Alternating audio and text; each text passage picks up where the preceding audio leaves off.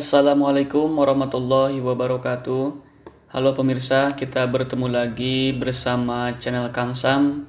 Mudah-mudahan pemirsa semuanya berada dalam keadaan sehat walafiat. Oke, di sini saya akan berbagi video mengenai informasi dan tutorial tentang LTMPT, kemudian penentuan siswa eligible dan bagaimana caranya untuk input ke dalam PDSS. Oke pemirsa semuanya, untuk tahun ini berbeda dengan tahun sebelumnya bahwa untuk penentuan peserta SNMPTN itu menggunakan yang namanya siswa eligible. Jadi siswa eligible itu adalah siswa yang terpilih, kemudian siswa yang memenuhi syarat-syarat tertentu. Jadi bisa dikatakan siswa pilihan dari sekolah masing-masing. Jadi sebelum kita menginput data siswa ke dalam PDSS, tentunya terlebih dahulu kita harus menentukan mana saja siswa yang masuk ke dalam kategori siswa eligible. Tentunya sebagai syarat utama di dalam menentukan siswa eligible itu adalah nilai rapot dari semester 1 atau semester ganjil kelas 10 sampai semester ganjil atau semester 5 kelas 12. Nah, di sini saya sudah menyiapkan leger rapot dari semua kelas 12 mulai dari kelas 10 sampai kelas 12 semester 5. Nah, jadi untuk penentuan siswa eligible kita tinggal mengrata-ratakan nilai rata-rata dari setiap semester itu menjadi 1 ya. Contohnya misalkan di sini saya ambil adalah leger rapot 10 MIA atau 10 MIPA 1.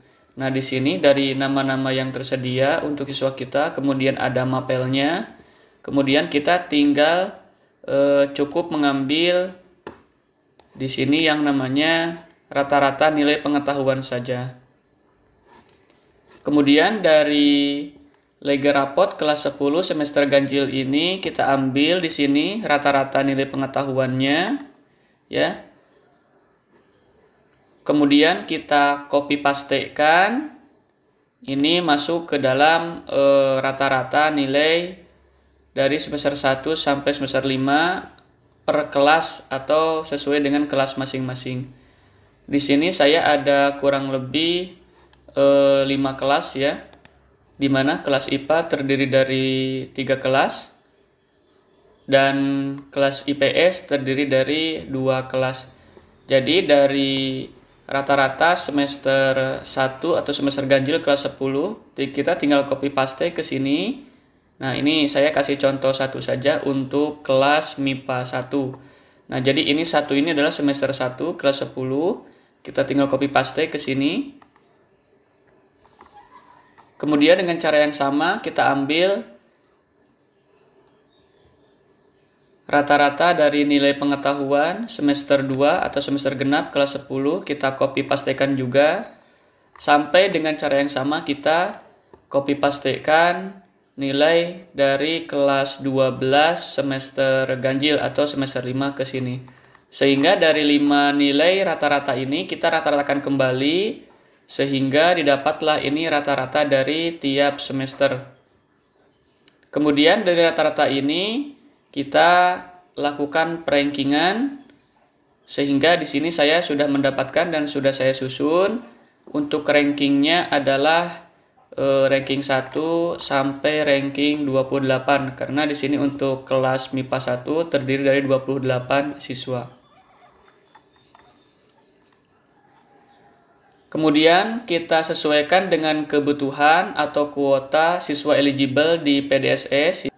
Untuk perankingan ini kita harus menentukan ranking 1 sampai ranking berapa tiap kelas masing-masing yang akan kita masukkan input ke dalam PDSS. Tentunya kita harus melihat kuota siswa eligible di PDSS sekolah masing-masing. Kita coba saja masuk ke Ini kita sudah di akun ltmpt.ac.id ya. Kemudian kita masuk ke dalam portal LTMPT.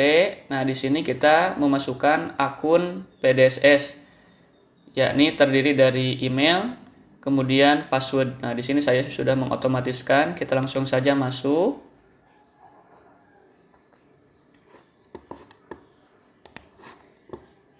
Kemudian kita lihat di sini masuk ke dalam PDSS berapa kuota dari masing-masing sekolah. Nah, di sini untuk IPS di sekolah saya mendapatkan kuota 18 orang. Kemudian untuk siswa IPA di sini mendapatkan kuota sebanyak 34 orang.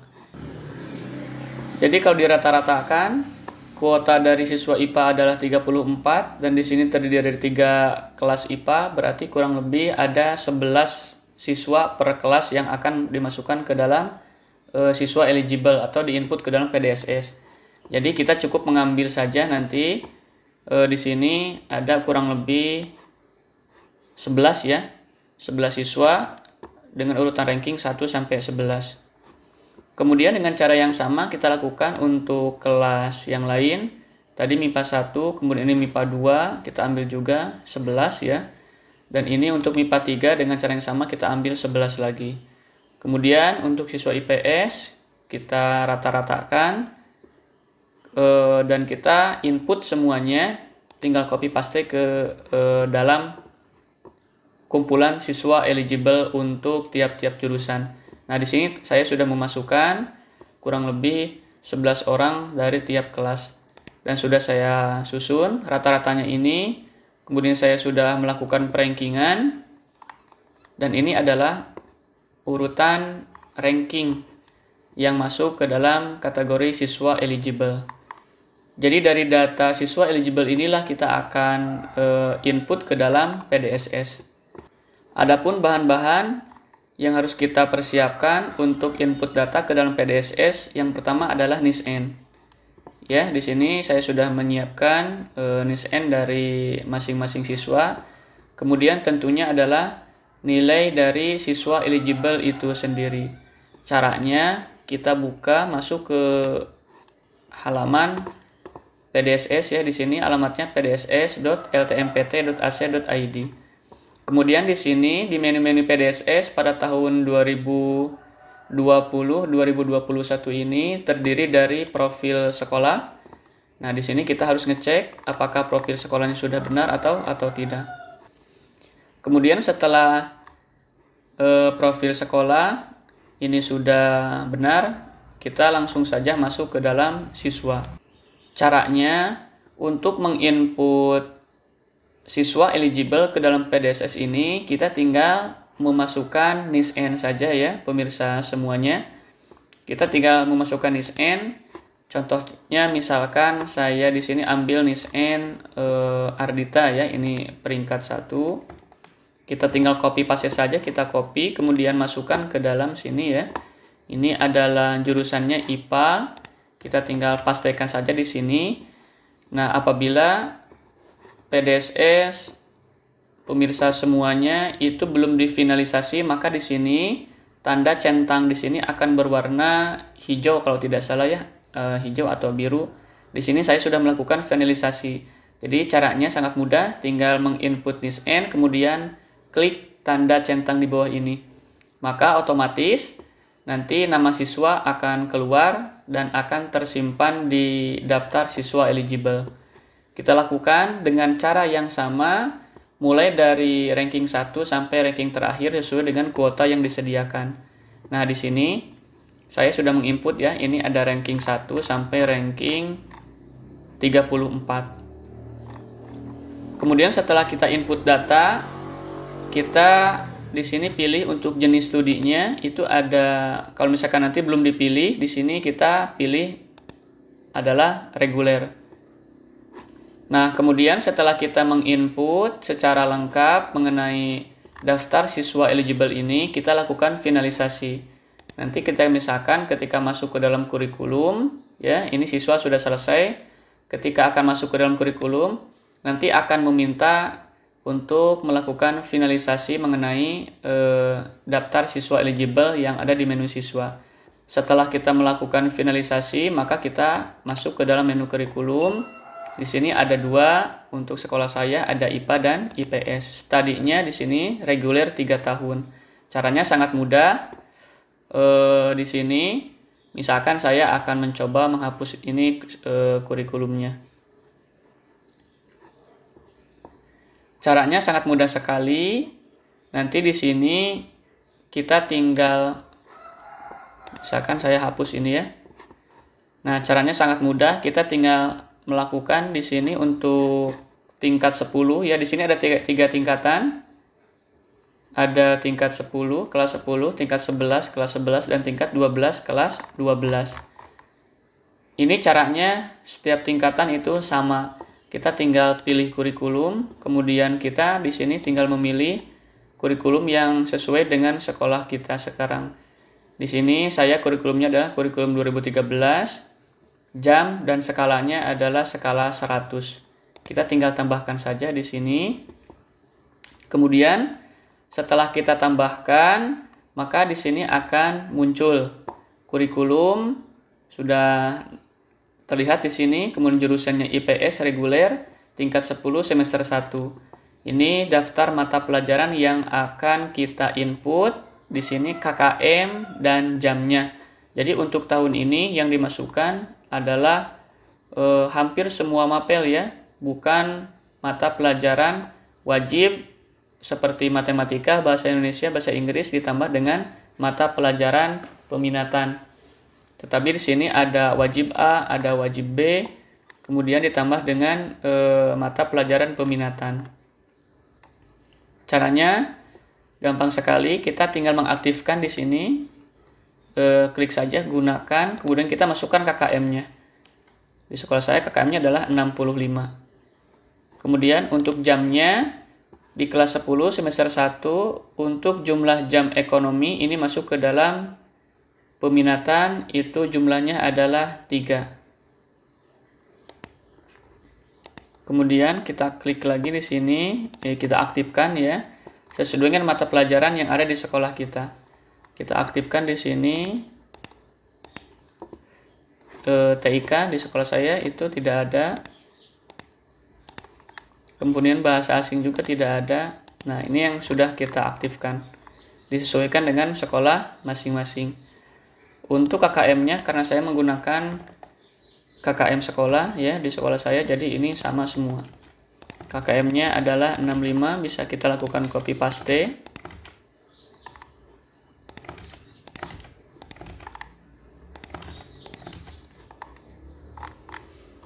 Untuk jumlah jamnya ekonomi ada 3, geografi juga ini mata pelajaran peminatan sama, sosiologi juga.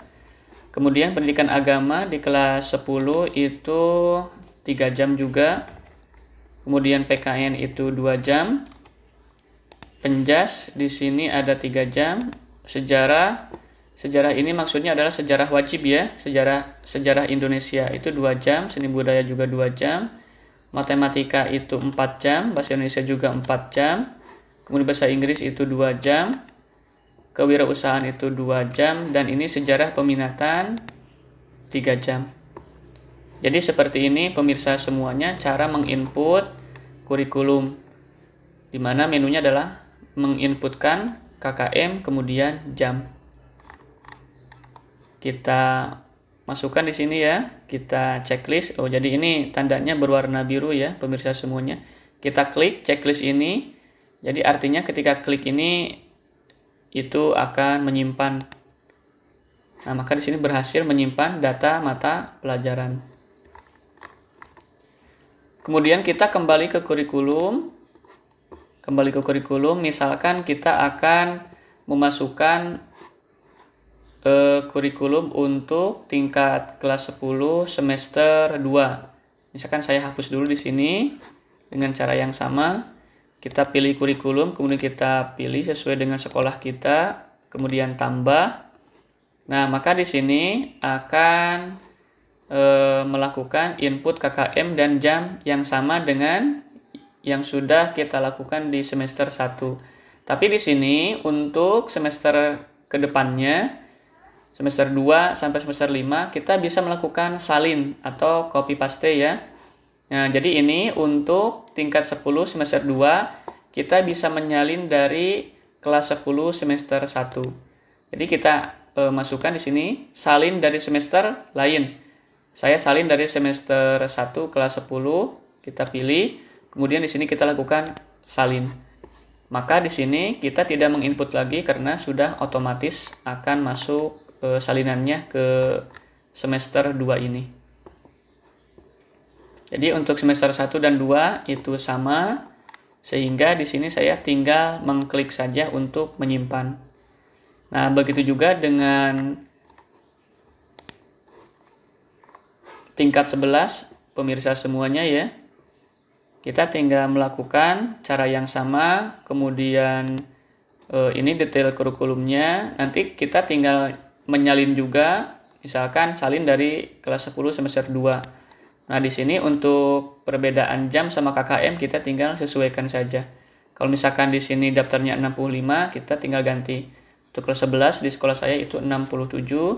Kemudian jamnya untuk kelas 11 itu adalah 4. Kita lakukan dengan cara yang sama sampai kita menginput kurikulum untuk tingkat kelas 12. Dan kita sudah selesai menginput semua data yang ada pada menu kurikulum ini. Kemudian di sini kita lihat ada menu finalisasi. Jadi ini ada beberapa menu yang harus kita lakukan finalisasi data. Finalisasi data sekolah sudah tadi di awal, kemudian finalisasi data siswa juga sudah. Di sini ada finalisasi data kurikulum. Jadi Anda akan melakukan finalisasi untuk data kurikulum dan jenis tadi siswa tidak termasuk nilai. Jadi nilai itu bukan di kurikulum ya pemirsa semuanya, tapi ada di finalisasi data nilai. Jadi setelah finalisasi, Anda tidak dapat mengubah kurikulum atau jenis tadi siswa. Jadi yang dimaksud dengan jenis tadi siswa itu yang ini ya pemirsa semuanya. Jenis tadi siswa ini reguler. Untuk jurusan IPS kita pilih reguler semuanya. Kemudian untuk jurusan IPA kita juga tinggal pilih di sini reguler.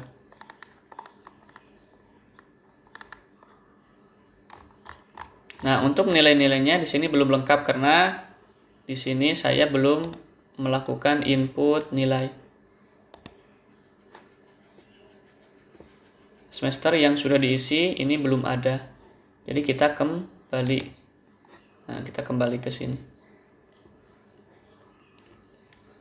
Jadi selanjutnya karena kita sudah mengisikan kurikulum, jadi kita akan melakukan finalisasi kurikulum.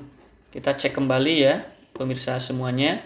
Ini untuk IPS sudah terisi dengan lengkap.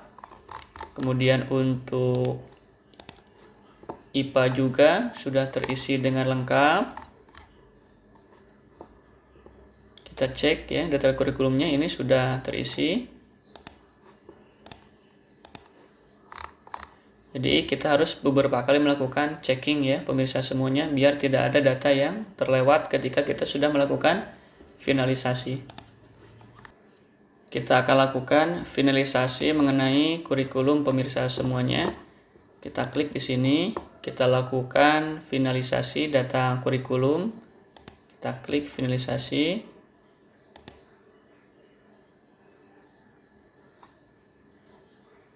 Jadi kita sudah berhasil melakukan finalisasi data kurikulum.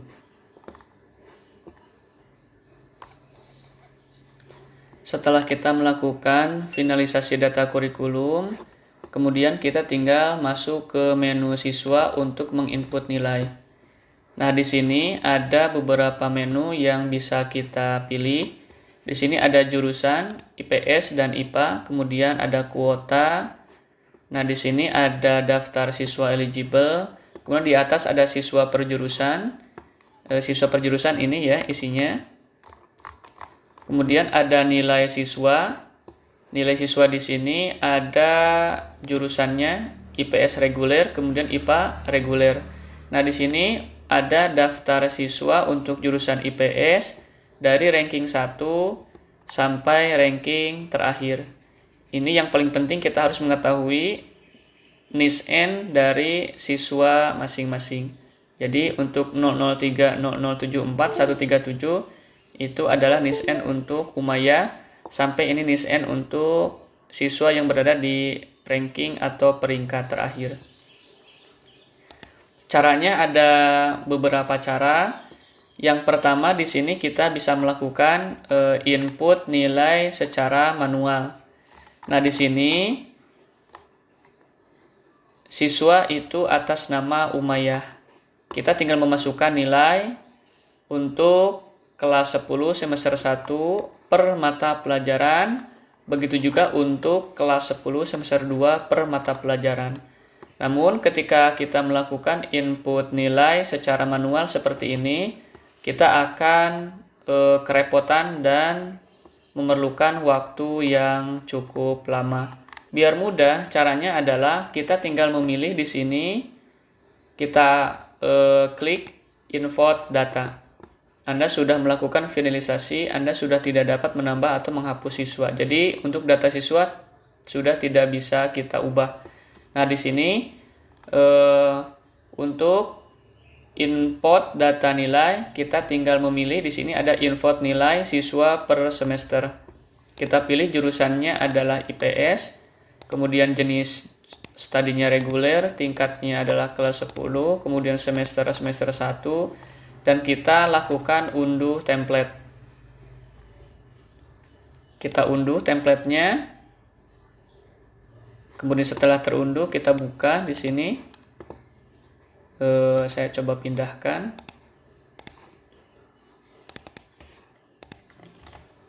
Kemudian kita buka template yang sudah kita unduh tadi. Nah, di sini ada bentuk templatenya seperti ini, pemirsa semuanya. Ada jurusan, kemudian ada NISN, kemudian di sini ada mata pelajaran yang akan kita input nilainya. Jadi kita bisa melakukan copy paste untuk nilai-nilai ini dari Legger Raport yang sudah kita siapkan, seperti yang sudah saya buka tadi di awal-awal. Kemudian kita masukkan di sini, kita bisa melakukan copy paste. Nah, yang muncul di sini adalah bukan nama siswa tetapi NISN. Perlu hati-hati pemirsa semuanya, jangan sampai antara NISN yang satu tertukar dengan siswanya. Jadi kita harus cek and recheck berulang-ulang supaya tidak ada kesalahan nilai tertukar antar siswa yang satu dengan siswa yang lainnya. Contoh saja kita masukkan di sini untuk sebagai tutorial, saya masukkan nilainya 70. Kemudian kita copy paste ya pemirsa semuanya.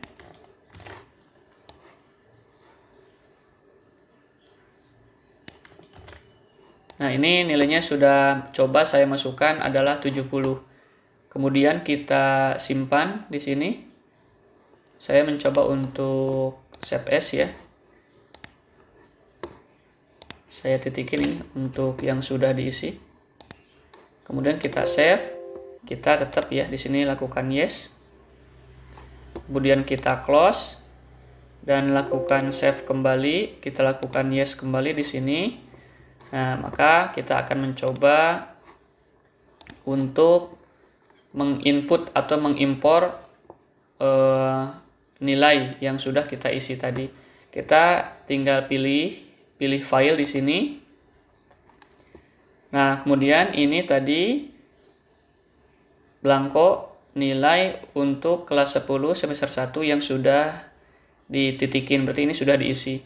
Yang tadi di sini size-nya 1 KB, yang ini yang sudah diisi adalah 2 KB.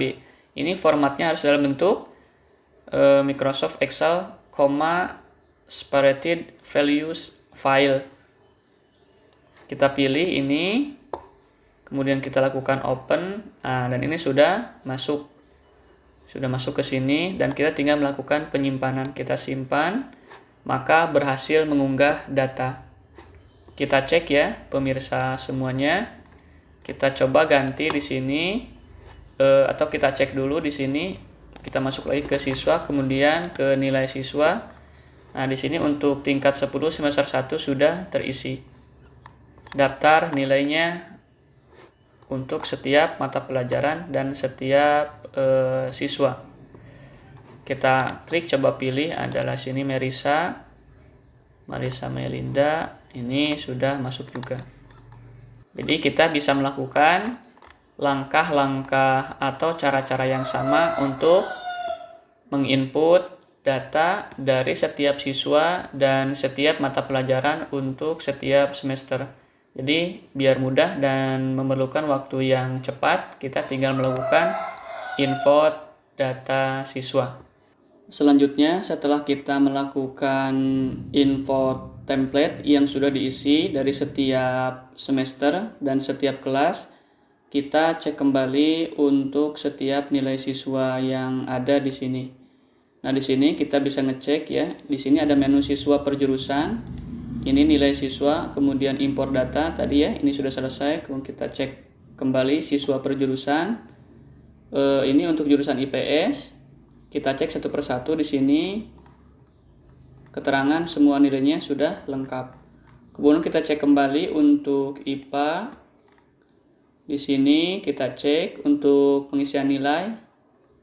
Nah, di sini karena keterangannya sudah lengkap semua, berarti semua nilai sudah terisi dengan lengkap. Kemudian apabila misalkan ada siswa pindahan dari sekolah lain, maka kita masuk ke sini ke dalam nilai siswa, kemudian kita pilih IPA atau IPS, dan kemudian kita pilih di sini untuk nama siswanya siapa.